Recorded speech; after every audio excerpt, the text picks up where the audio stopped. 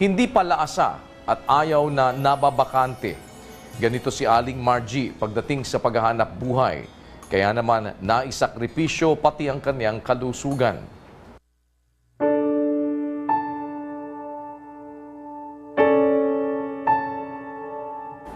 Kahit noong dalaga pa si Aling Margie ay taglay na niya ang kasipagan sa paghahanap buhay, overnight o overtime man. Hindi niya inuurungan at hindi siya mapili sa trabaho. Nang mapangasawa niya si Mang Roger na 7 taong mas bata sa kanya, ay sinikap niyang magkatulungan sila kahit pa naging masasakiti ng mister at nang lumaoy na natili na lamang sa bahay. Nagtatrabaho noon sa paggawaan ng stuffed toy si Mang Roger. Dahil sa sakit na epilepsy, napilitan siyang magbitiw sa trabaho noong 2008.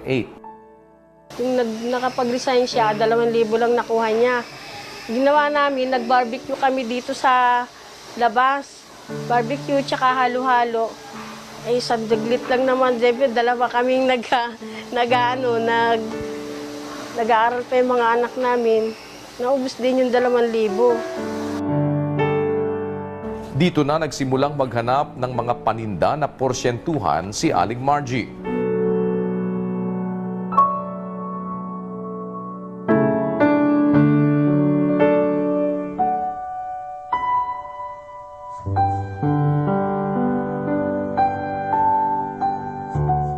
Sa sobrang sipag, nagkasakit na rin si Aling Margie, dahilan upang hindi na rin siya makapagbuhat ng masyadong mabigat ngayon.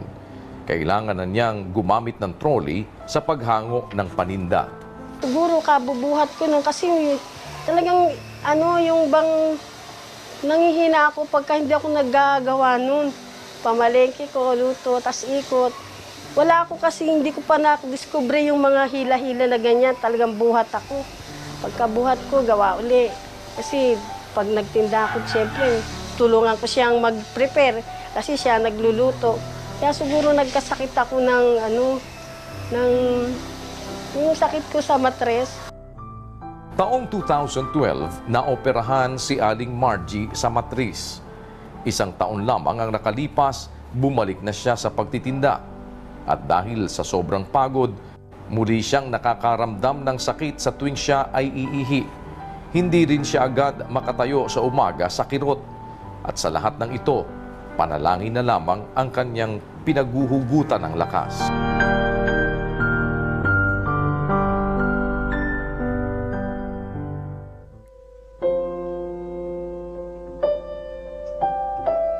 Upang hindi matigil sa hanap buhay, pinagtitiyagaan niya ang isang assembled trolley sa pagkuha ng mga paninda. Kahit na-assemble yung trolley ko, naramdaman ko yung ginhawa ko kasi hindi na ako nangihina. Kasi nung una talagang nagbuhat ako, sinubukan ko talagang magbuhat ng 20 imbutido. Saglit lang, hindi ko na makayang ilayo.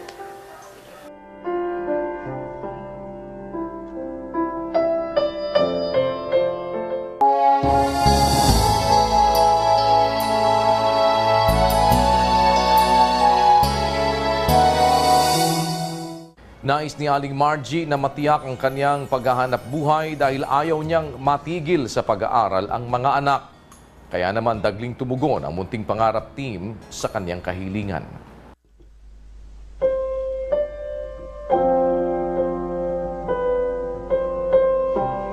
Sa pagnanais na makatulong pa rin sa may bahay, ay nakikilabas ng tricycle si Mang Roger. Kumikita siya ng 100 hanggang 150 pesos kada araw. Mainam na sana kung hindi lamang nasisira madalas ang tricycle dahil sa kalumaan. Marunong din ang Diyos kasi pag wala kami, may nagbibigay ng ulam sa amin. Hindi ko ugali ang manghingi kasi. Nanalangin na lang ako, sabi ko na, ala na, Panginoon, bahala ka na po sa amin sa maghapon pagka magtitinda ako. Paglabas ko ng bahay, sinasabi ko na kagad yun kasi minsan kasi ang hirap magtinda dahil Maghapon ka, minsan may natitira tulad kahapon. May natira.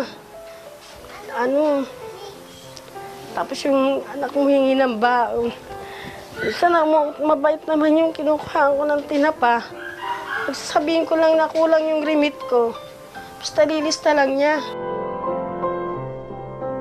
Saksi ang anak ni Aling Margie na si Rachel sa mga sakripisyo ng kanyang nanay, tulad ng paggising ng maaga upang may maibigay na pambaon sa kanya.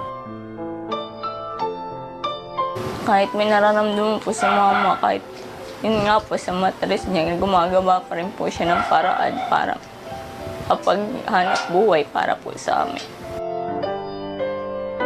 Kung kinakailangan ay nakakahiram pa si Aling Margie sa katapat na tindahan para sa pamasahe ng anak na nag-aaral sa kolehiyo.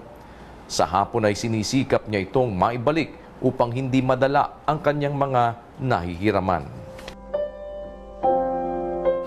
May time na nauubusan po talaga kami as in walang-wala. Tapos gumagawa po siya ng paraan mangutang sa iba para po makapasok ako.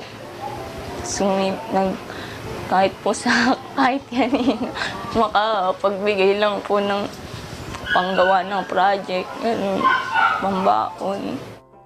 Hindi ko man po napapakita pero siyempre sa loob ko po, lagi ko po pinagpapasalamat sa Diyos kasi kahit po makulit ako, kahit masaway po ako, pinagpapasensyahan pa rin po nila ako. Limitado na ang lakas ngayon ni Aling Margie buhat nang siya ay maoperahan. Subalit para sa anak, ayaw sana niyang matigil sa paghahanap buhay. Ang paraan na naiisip niya ay ang magkaroon siya ng mas maayos na panghakot ng paninda. Ang munting pangarap ko po yung yung talagang yung karito na pangmatagalan. Hindi na yung trolley kasi po natutumba. Tapos mabigat din kasi magkapatong Gusto ko yung dalawahan ng kasya. Yung karito na magaang. Pero maliit lang, pero magaang. Tapos konti pong puhunan sa paggawa ng puto at saka atsara.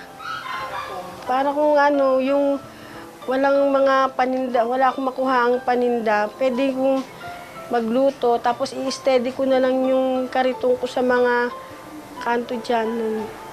O kaya sa harapan, para din ako kumita din kahit papano. Nang malaman natin ang pangangailangan ni Aling Margie, ay maagap na kumilos ang munting pangarap team.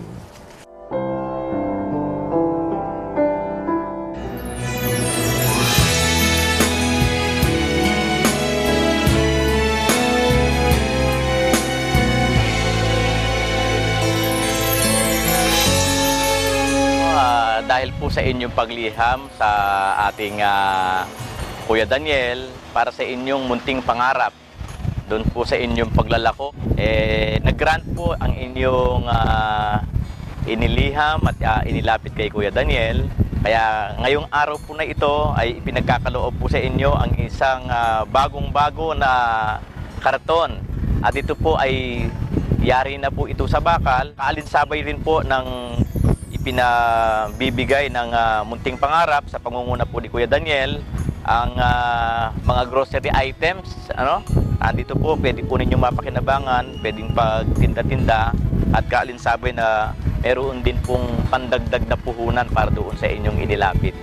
Galing po sa pakikipagtulungan sa munting pangarap ni Kuya Daniel, siyempre pa ang ADD Foundation, ang Kamanggagawa Foundation at ang ating mga kasamahan sa ang dating daan sa pangunguna ni Brother Eli Soriana. Tanggapin po ninyo, Aling Margie, ang dagdag na puhunan. Ito po, inyo po lahat yan, maiuwi nyo na po ngayon, pati po itong kariton. So, maraming salamat po kay Brad Daniel, Brad Eli. Salamat po sa Diyos, natugunan po yung aking liham. Malaki pong kagaanan sa aking paghahanap po ngayon. Loobin ng Panginoon na sana ay magsilbing ito ay pasimula para sa hinaharap ay makatulong po sa inyo, sa inyong mga pangangailangan at sana lumago po ang inyong kabuhayan para sa hinaharap ay gaya po na sinasabi ng Kuya Daniel, kung meron na kayong kapasidad para magkaloob din sa iba, ay makadugsong din tayo sa pangangailangan po ng iba.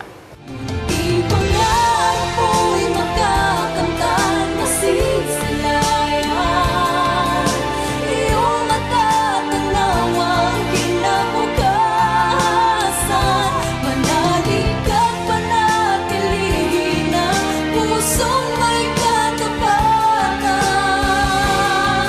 Munting pangarap mo'y iyong makakamtan. Malaking matutulong po nito kasi yung dati kong ginagamit pag magkapatong, pag hila ko, tumataob yung mga tray ko. Namumulot ako ng paninda ko. Ito, naka-safe yung tinda ko pag nilagay ko. Tulak ko. Hindi ko na inaalalang matutumba. Sa awa po ng Diyos, humingi po ako ng tulong din na mapaulad ko yung aking puhunan para tuloy-tuloy yung pagtitinda ko. Kuya Daniel, maraming pong salamat.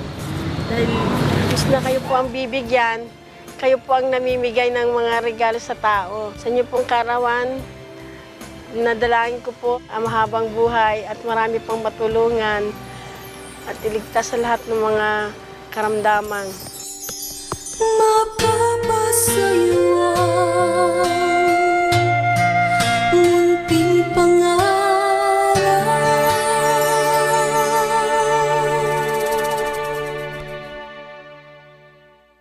Salamat po una sa Panginoon sa lakas at mabuting pagkakataon na kanyang kaloob upang matupad namin ang misyon ng ating programa na matagal nang itinataguyod ng ating mga kasama sa ang dating daan sa pangunguna ni Brother Eli Soriano, katuwang ang Kamanggagawa Foundation at ADD Foundation. Nagpapasalamat din po kami sa lahat ng bumubuo ng Anak TV Awards sa paggawad sa ating programa ng Anak TV Seal sa ika-5 taon. Ako po ang inyong Kuya Daniel. Naniniwala na ang naaawa sa dukha ay nagpapautang sa Panginoon. Hanggang sa susunod na linggo, asahan niyo pong palagi na sa awa at tulong ng Diyos, kami ay makakasama ninyo sa pagbuo ng inyong mga munting pangarap.